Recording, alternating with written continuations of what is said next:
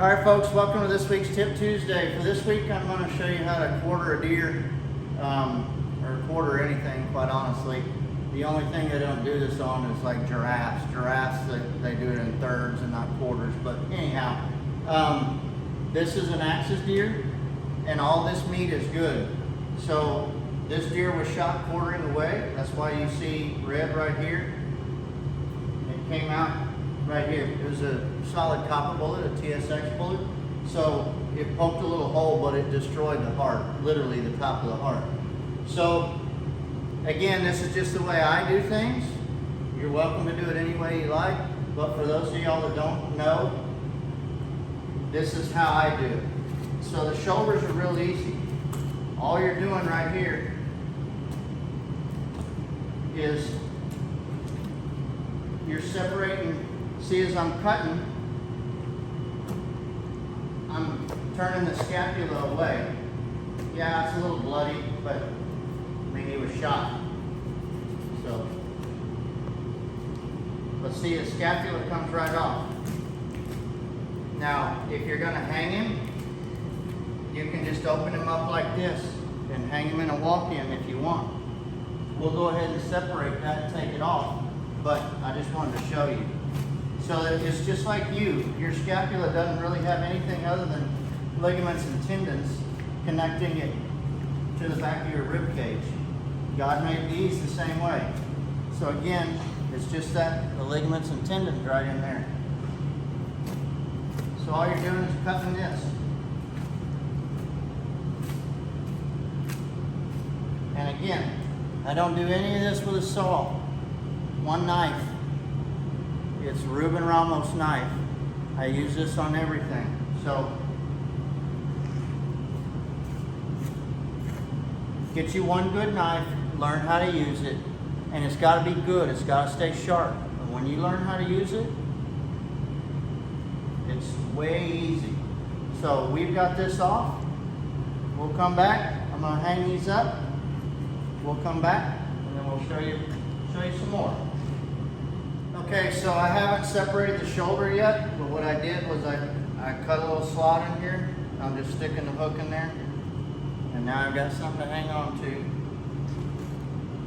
And again, if you're out in the field, I get it. You just make do with what you got. But since we have this, I'm gonna use it. So, got that? Now we're gonna hang it up. That's one shoulder. So, stay tuned. Okay, so now we got the front shoulders off. Now we're gonna take the neck roast. And again, it's an axis, so it's really good. And all I'm doing is going right down. You can kind of see it. There's a line right here. There's a big giant ligament. That's what helps him lift his head and stuff. I'm just cutting down. This right here is his back strap. So somewhere in here, I'll cut all this off. And all you're doing is cutting down to the spine. And then once your knife hits the spine, then you just cut around it. It's not, I mean, these neck roasts, it's not like it's filet mignon, so you're not, it's not like it's super precise, but when your knife hits bone, you quit cutting. So I'm left-handed.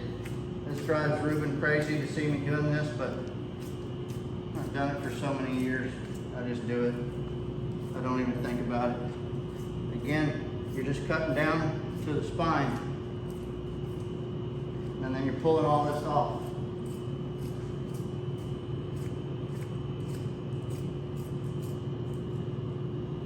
And again, there's big muscles right here along the esophagus and trachea. So I cut to the esophagus and trachea. You can cut that out first if you want. You don't have to.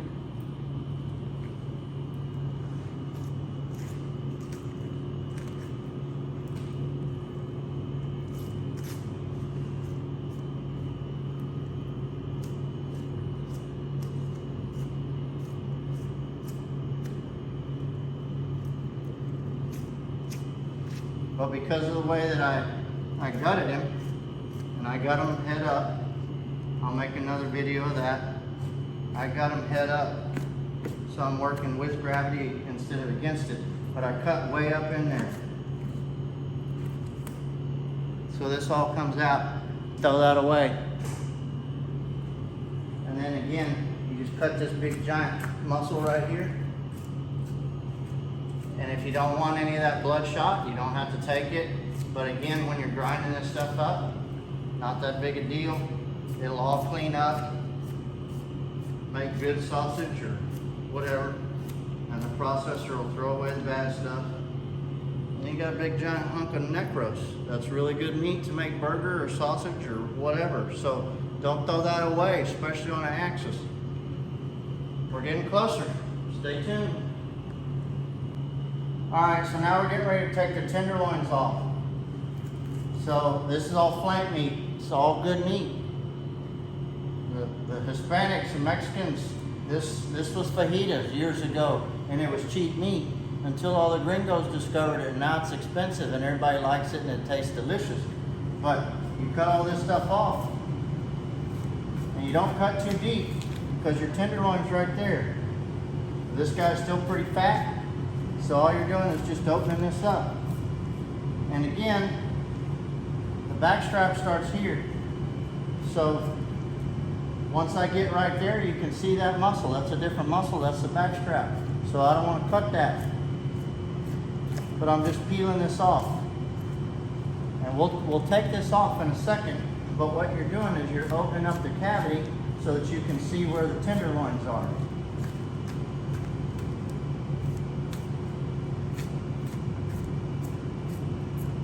And again, I get to right where the back strap is, and then I cut down, just like that. Okay, now it's opened up the chest cavity. Well, this is the chest cavity. This is the abdominal cavity, but you get what I'm saying. So this is his tenderloin. So what I do is I take my finger and you stick it in there, and it runs right along the ribs. And you can separate most of this. It's called the tender for a reason. It's tender. So you can separate most of this with your finger.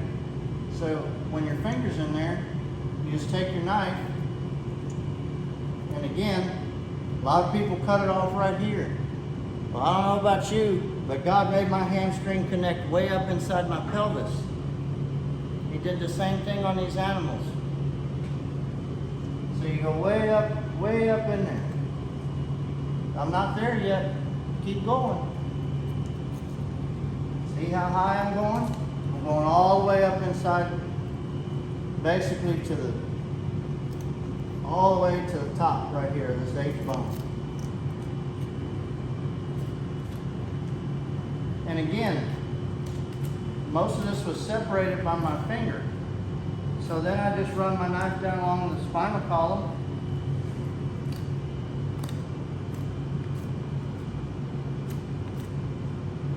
Okay, and then that's your tender.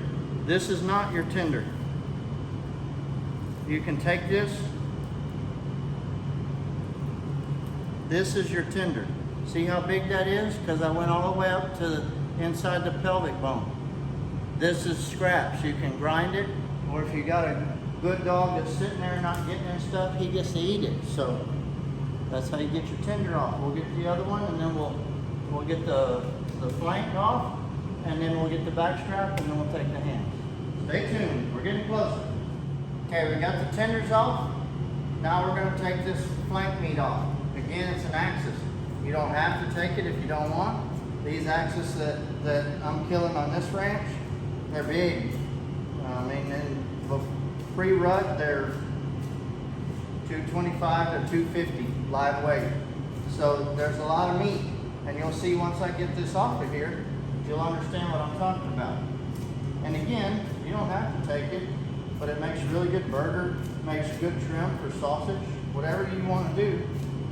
So if you don't want to take it, by all means, don't take it. But it seems kind of a shame, especially on something that eats as good as an axis, not to take it. Because there's a lot of meat right here. And again, I'm just trimming it off the ribs. Now this is not stuff that's going to be super tender, you know, like a tenderloin or backstrap or something like that, but it's great for trim. Or if you want to make fajitas or whatever, because this is where fajitas come from. And again, I'm not super concerned with any of the bloodshot stuff. Just give it to the processor. If they want to cut it out and throw it away, let them. But let them make the decision, because the meat may be good. This was shot with a solid copper bullet, so I know there's no bullet fragments. That sucker's heavy. That's easy. 10, 12 pounds of meat. So if you don't take it, you're wasting a lot of really good meat. Next up is backstrap. Stay tuned. Okay, we're cutting the backstrap out. I already did it over here, but my hand's kind of in the way because I'm left-handed. So again, we're cutting right here. This is the top of his pelvis. This is that, on humans, it's those bones right up here where you tighten your hip belt on your backpack and where your belt typically rides and stuff like that. That's that bone right here. You can see it makes a little indentation. So I just cut right there, and I'm cutting, the bone stays over here on this side. So I'm cutting just like that. And I cut all the way to the spine. And then here, I'm just taking my knife and running along these short ribs. And once you get it on the short ribs, you go all the way to the spine.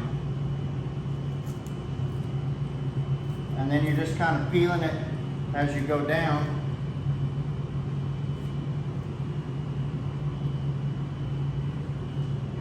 But you're just keeping your knife up against the rib bone.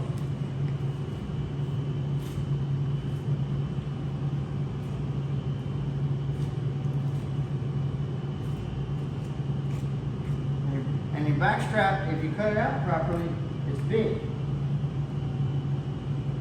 A lot of people think it's just a little short piece of meat, and it's not. It goes all the way from their hands all the way almost to the base of their skull. You'll see, it's a big piece of meat. But again, I'm just, because I ran my knife along the ribs, it comes out nice and pretty. You get way down here. Now this isn't backstrap. All this stuff comes off.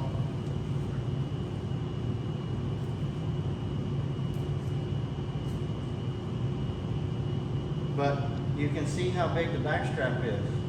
It's a big hunk of meat. So don't just cut off right here and call it good. But there's a reason this dog's sitting here. He knows what's coming, and he earns his keep, so we'll give it to him. He only eats raw, so he's hungry.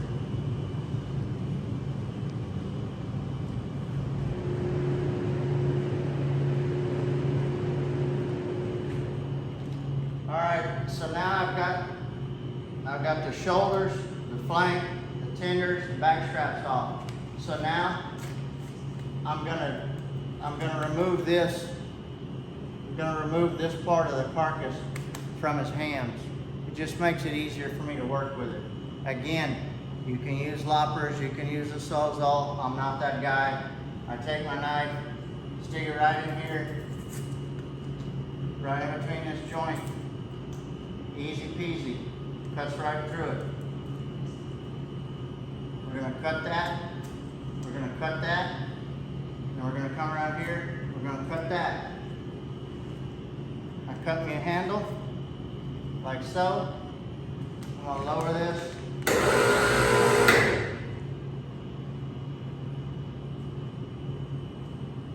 And then, easy. Broke it. No shrapnel, no bone fragments, none of that kind of stuff. We're just gonna cut it right off right here.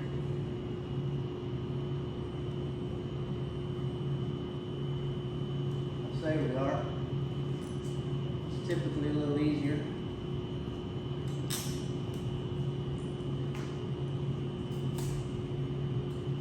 But my eyes have gotten to where they don't work close up real well, so can't see what I'm cutting like I used to be able to. That's it. Now you got that in there. Alright, I'm gonna set this up and you can see how I take this off. Again, I don't use a Sawzall. A lot of people split them here with a Sawzall. I don't like bone fragments. I'm weird, but I just don't. Okay, all I did was after I separated the rib cage and stuff, I put this big hook right in here. And again, I'm just doing this because I can. And because I have these facilities, I've done it on the ground like this. This just makes it easier. But you remember the cuts I made on the back. Now we're gonna go right here along the pelvis. We're leaving it all hanging because again, I'm not a saw guy, just not a fan. And you're using this as leverage. Again, all you're doing is taking apart what God put together. So when you get to this ball joint, right here, it's right inside the pelvis. When you cut that, then you've got it. I mean, the rest comes out easy. So you cut that.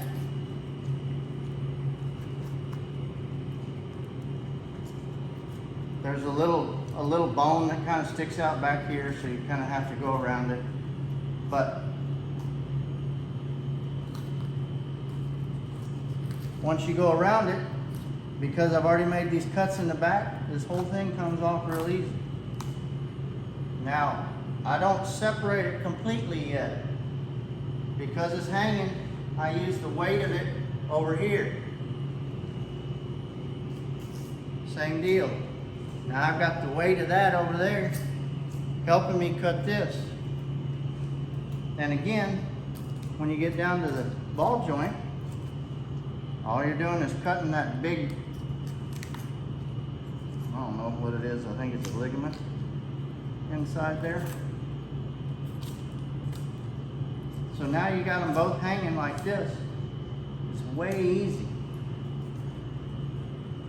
And you got your handle right here. That's why we broke the knee right here. So this is still good. But again, that's that little wing on that bone that sticks out. Cut it. I've already cut in the back, so it comes apart real easy.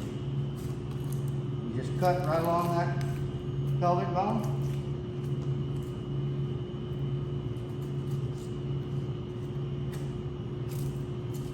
And then you get your big meaty ham. And you better watch it, because this old mutt right here, you grab him will bite if you let him, but you got a ham, and now you got this one to cut off. Now we're done. Okay, so now you've seen how I quarter a deer. Now obviously there's more than 4 pieces, but that's what they call it. So pretty easy. Yeah, I'm a little bloody, but you can't be, I mean, you gotta remember that I've gutted this deer and skinned and quartered, so I'm a little bloody, but you know, we've got the facilities. Larry's taking the meat home with him. And to me, it's much easier to skin an animal when it's warm, and then you hang it up.